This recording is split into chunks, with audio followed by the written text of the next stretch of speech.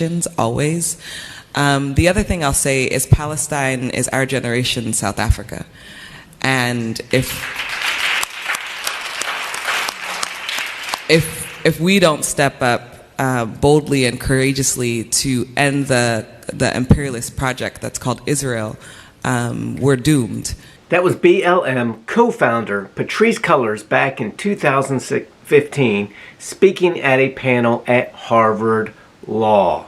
Welcome back to Bible Bears, everyone. I'm Ryder Cullison. So as you saw from that clip, co-founder of BLM, Patrice Cullors, in 2015 said in that video that she wants to see an end to the, how does she put it, the imperialist project called Israel.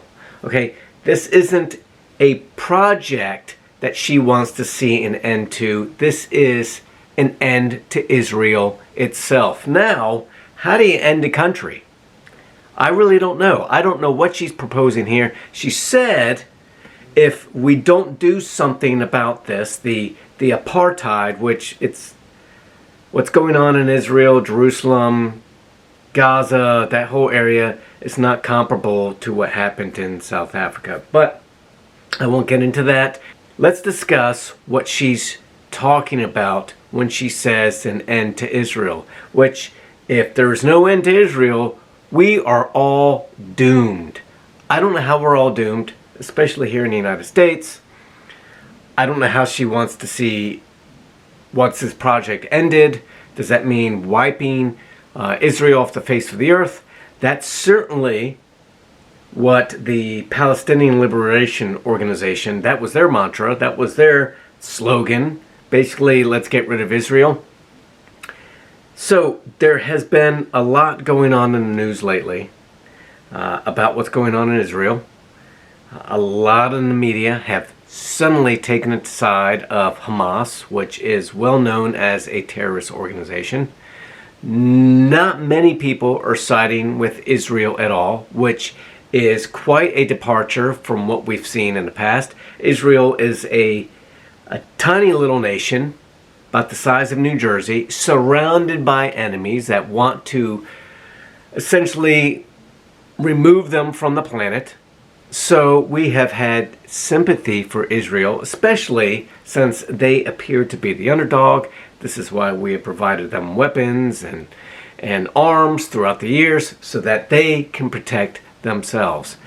Now, recently Hamas launches 4,000 rockets into Israel. I don't know how big these rockets are. I don't know if they're just little rocket-propelled grenades, but still, if you're on one side of a border and 4,000 rockets, grenades, are coming over the border, exploding in your territory, hey, that's pretty dangerous. People are going to die. So what does Israel do? They respond.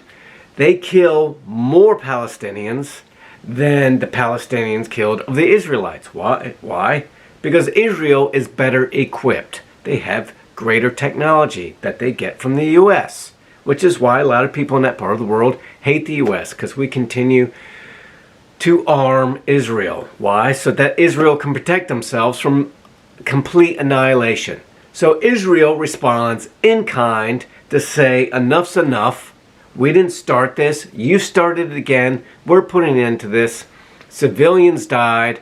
And now the world, especially the far left, the United States, has come out against Israel because of their inhumane treatment of civilians over there. Okay? That's why people aren't signing with Israel. Additionally, who supported Israel during his 4 years in office? Trump, as did previous Democratic presidents and senators and congressmen. Okay, we have supported Israel in the past, but Trump liked Israel, therefore anybody on the left must automatically hate that country, which brings us back around to Patrice Cullors and the BLM organization. The BLM organization presumably stands for, they stand up for the little guy. And traditionally, Israel has been the little guy because they're surrounded by enemies, countries much larger than them. But In this instance, Hamas and the Palestinians, they're the little guys that are getting beaten up on by Israel. So this tweet, this video that was tweeted out in 2015 has resurfaced. You can see where Black Lives Matter stands on this issue. And since Black Lives Matter is still in vogue, many people who really don't understand the conflict there at all are taking the side of Hamas, of a terrorist organization, by saying, no, Israel are the true terrorists here because they attack civilians. Now, surprisingly, Bill Maher, who is, I will not say he's progressive, but he's always stood firmly on the left. Bill Maher, who is an atheist, who has not had sympathy for Christians over the years, has actually come recently on his Real Time with Bill Maher show, recently came out in defense of Israel and chastised the progressive left, especially the media, for their one-sided stance on this. He said, he raised the analogy, what if Canada, or even better, Mexico, had fired 4,000 rockets into the United States? What would our response be? He said, look, the Jews did not steal anybody's land. Okay, this isn't comparable to apartheid, where he had all these white settlers go into South Africa and steal land and segregate and everything else. The Jews, as he correctly points out, have been in the world, in that area of the world, since 1200 BC. I don't know the exact date.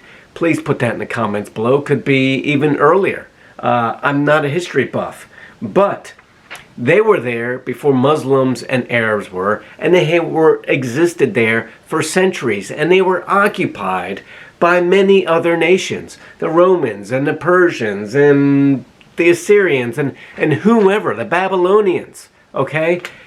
Jews were there, they've been occupied, they were scattered all around the world, and then, yes, because of the Holocaust, they said, look, we need to go back, have our own nation. The UN separated the two areas.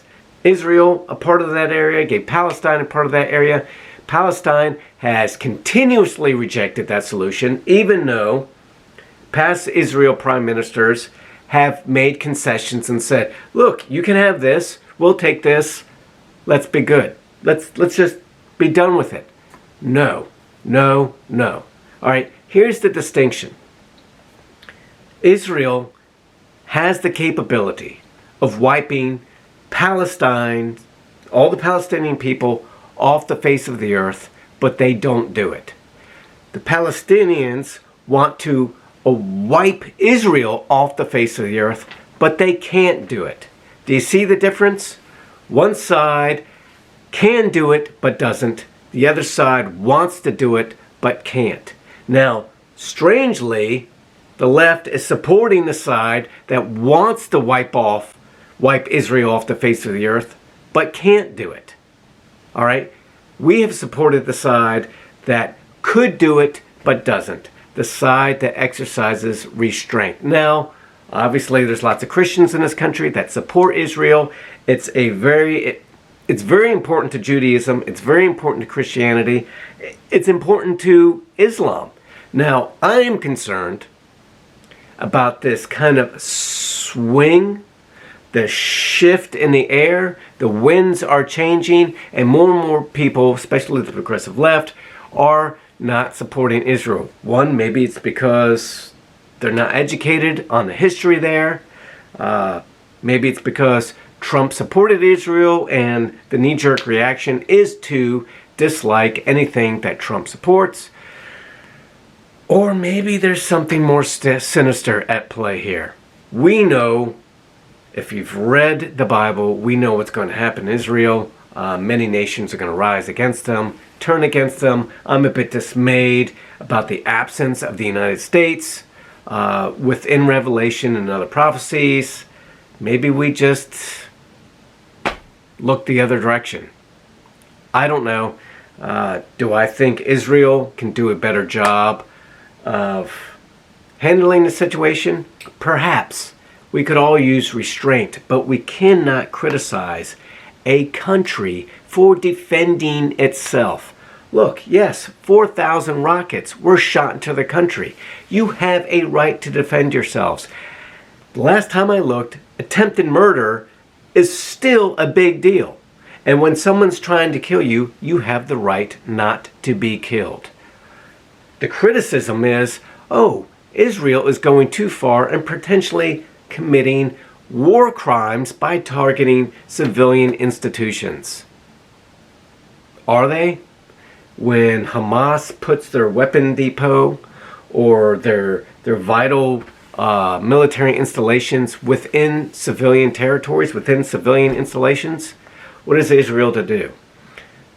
Put that in your comments below. If you disagree with how Israel handled this, put in the comments below how you feel they should have conducted their military operations. Do you feel they should just sit back and get bombarded by the rockets?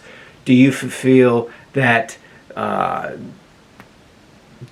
their military counters were excessive? Do you think they were right on the money? Do you think they should have shown more restraint? If so, how much restraint?